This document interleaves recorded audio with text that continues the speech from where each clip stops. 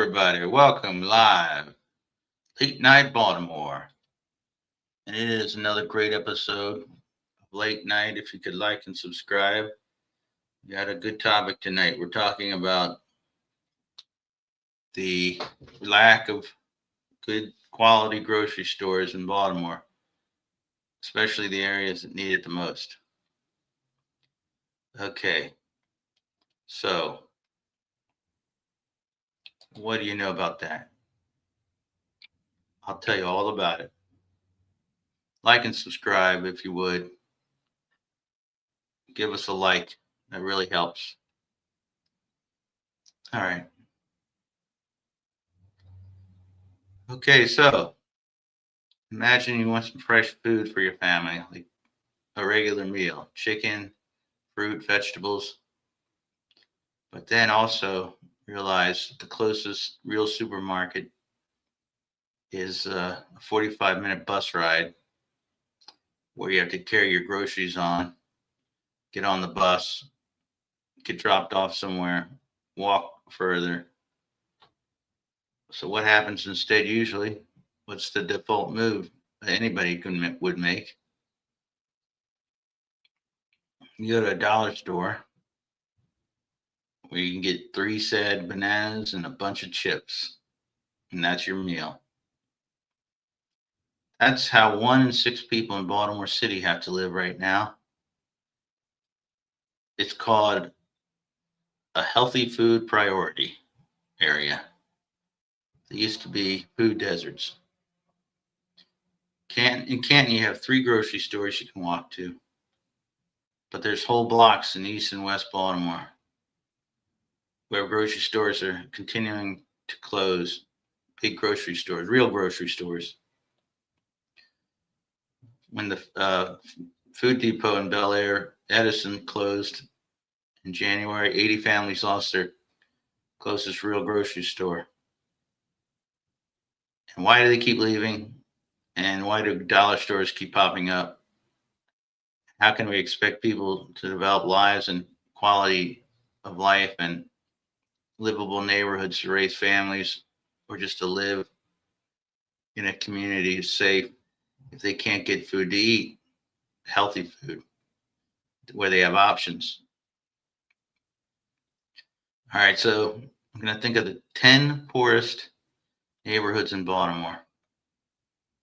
And most of them have small, independent little dollar stores, bodegas, carryouts, a market, very small. Safeway and Giant are often bus rides or very far walks. Okay, let's see. Old Town, Middle East. It's probably the poorest neighborhood by medium income. You've got the Old Town Supermarket, CJ Market, Natural Foods, Baltimore Farmers Market and Bazaar. It's close for fresh stuff seasonally. Otherwise, carryouts. Let's see, Old Town. Upton and Druid Heights. OK Natural Foods, S&K Food Market, KBC Food Market, nearby dollar stores. Save a lot that's sort of walkable if you have a big cart and a lot of athletic ability. Cherry Hill, that's one of the poorest neighborhoods. Jack's Food Market, Package Deal Plus, Family Dollar, small ethnic and corner stores, the main thing. Let us look at a picture of a store in here's a store in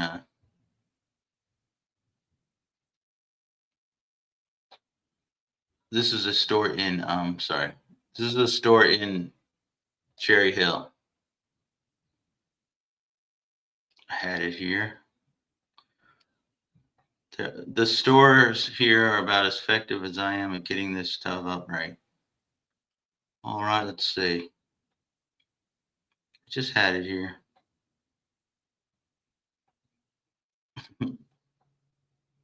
Where did it go? Where did it go? All right, okay, here we go. This is Cherry Hill Mart. This is if you're in Cherry Hill.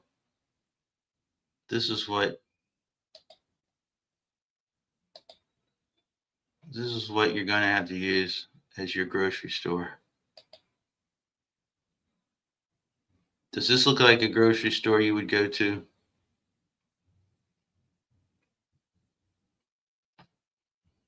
Really?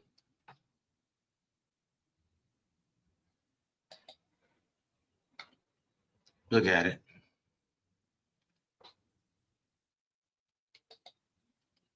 All right. So where were we? Okay, that's Cherry Hill.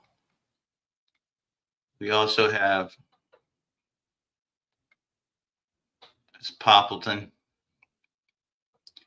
Let's look at a Poppleton food market. You tell me if this is what you think is a store that anyone could go to, especially like if you have a family. You think this here food market is going to suffice? I'm sure they're wonderful people who run it. But come on, it's not a grocery store. That is going to help a neighborhood thrive. I'm sure they're great people, but what that's what people have to use. That's Poppleton. Terrace Hills, Hollins Market. It's 40 to 50 poverty rate for families. All right. Sandtown, Winchester. Um, let's look at a Sandtown, Winchester grocery store.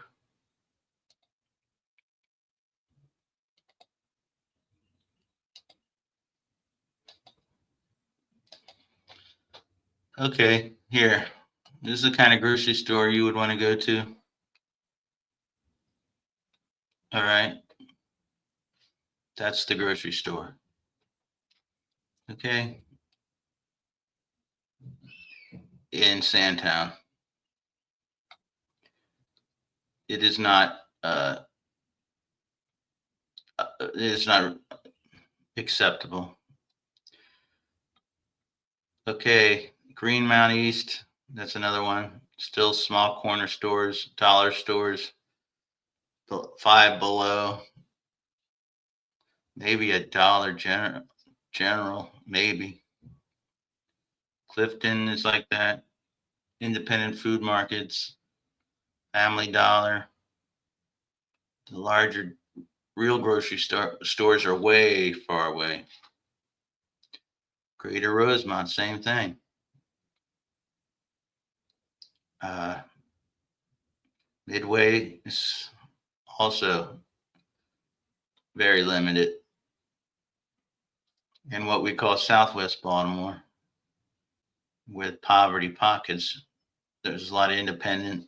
There's a Jumbo Fresh supermarket in nearby Mount Clair, Family Dollar, but you really have to go out into the county to shop. And if you don't have a car, come on, you can't shop, can't carry groceries onto a bus. The Baltimore City bus system. What's it all mean, huh? There's only 51 grocery stores in all of Baltimore, or right on the city line. That's great until you realize 16% of people in Baltimore, 1 in 6, still live in those what they call healthy food priority areas, food deserts. Black people, of course, hit the hardest. 31% of Black residents live in these places. 28% of Baltimore's children are in these areas, these food deserts, and seniors too. Now, in the wealthy spots like Canton, which has exploded as a wealthy place, you got multiple high end like Wegmans and Harris Tweeter kind of stores. They're all over the place in those neighborhoods. Locust Point is like that.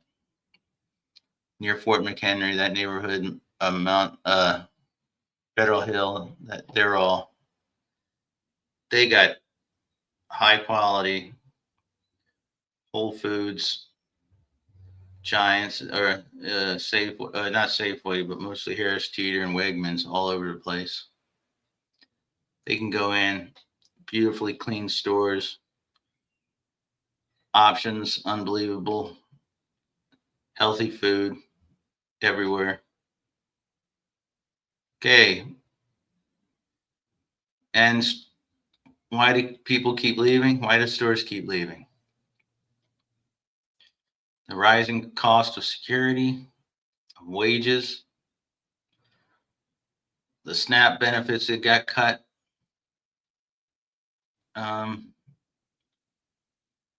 by the big, beautiful, bad bill. That means a lot less customers, a lot less people have access to grocery stores.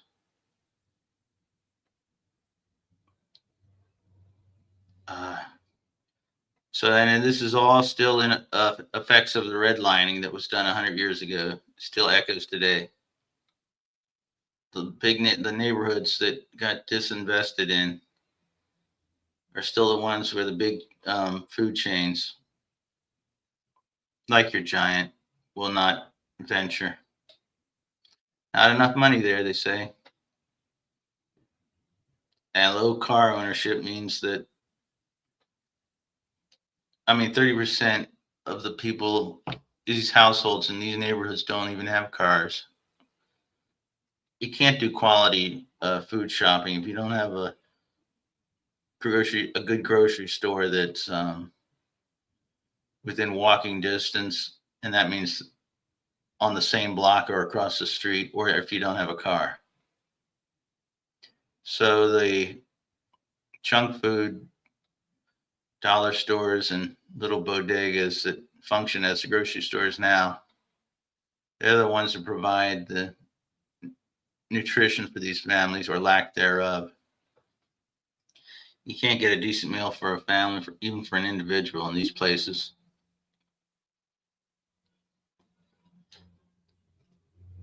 Dollar stores can't fill the gap. They don't have fresh food. They make food access worse by freezing out the real options, making big companies think about going there.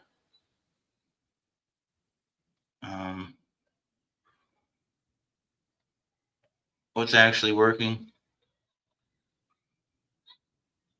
Let's see. Well, what does help is having what has been one thing that has helped is having the stores that are there, even these small corner stores. Some people don't even know what a corner store is, but these corner stores, the city's made it easier for them to accept the people who do have SNAP and WIC. They're also someone is coming up with the idea of mobile markets and food rescue programs like Be More Fresh, urban farms. And people are trying to start community gardens in some of these places. These are the grassroots efforts that people are doing. While we wait for those damn brick and mortar stores that ain't coming. We can't just beg them to come. Got to build a system. What you can do right now is support the independent spots that are still hanging out and still trying to run their stores. Push the city council people for stronger incentives and better security for stores. If we could promise a big name a big name store we could promise them security provided. That might go a long way in letting people feel safe to go into a store, letting people work and shop in a high quality grocery store and places that they haven't been. Just have to ask the stores that are there to try to bring in more fresh food. And really, those are the things, options we can do. It's a financial thing, of course. We need money from the federal government as well as the state government. Well, if you got any ideas on this, it's very important. You can't build high quality neighborhoods without having access to a high quality grocery store.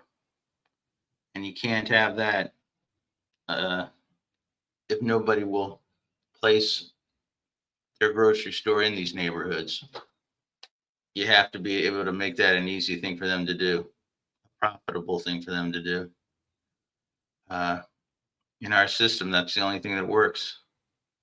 But it has to be government and business venture together to work on getting those type of grocery stores into those challenged areas so that they can rise up out of their neighborhoods. The quality of their neighborhoods would take a vast leap in improving quality of life if they have access to high quality food and high quality food options and ones they can afford.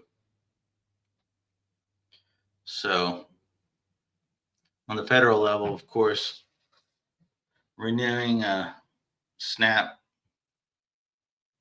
benefits, erasing them, and then in the state level, providing funds for security for these stores and tax incentives and all that. Which, I mean, tax incentives don't really work.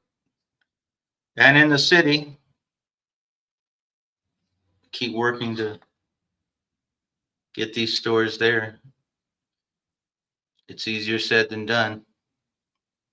It's a challenge on all levels, but it has to be done.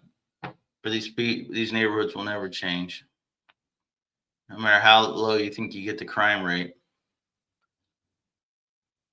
You can't really, schools can't thrive, neighborhoods can't feel safe unless people can eat well and have choices of what they eat. The health will continue to stay bad in these places.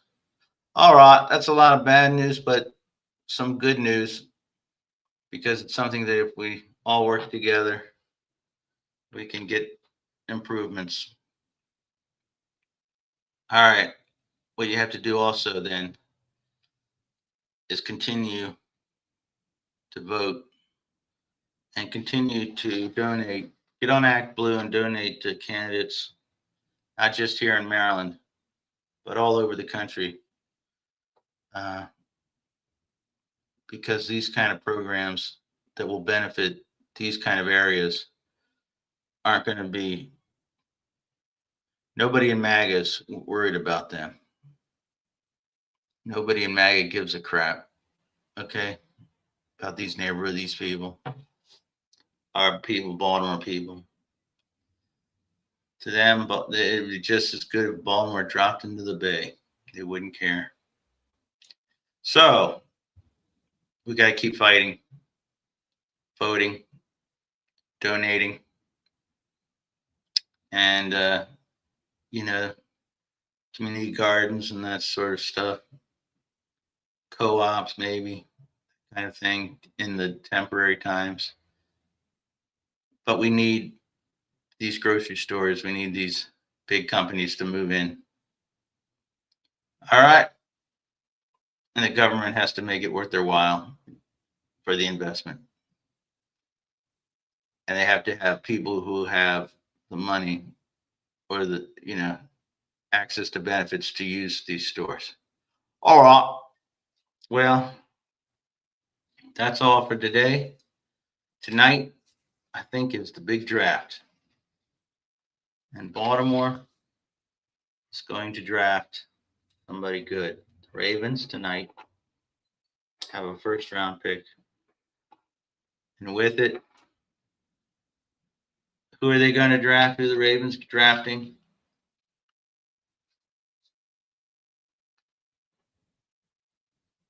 Hey, boy, who are the Ravens going to draft? Yeah, who are they trying to get in the first round? The guard from Penn State. That's who the Ravens are going to try to get, if they can. You never know how things are going to unfold. All right. It's a warmer night tonight, 77 degrees in Baltimore, April 23rd. Sunny outside. Thursday night. Go out and enjoy. Watch the draft. I think it's tonight. And have a great night, Baltimore. As always, fight MAGA. And stay Baltimore. All right. Good night.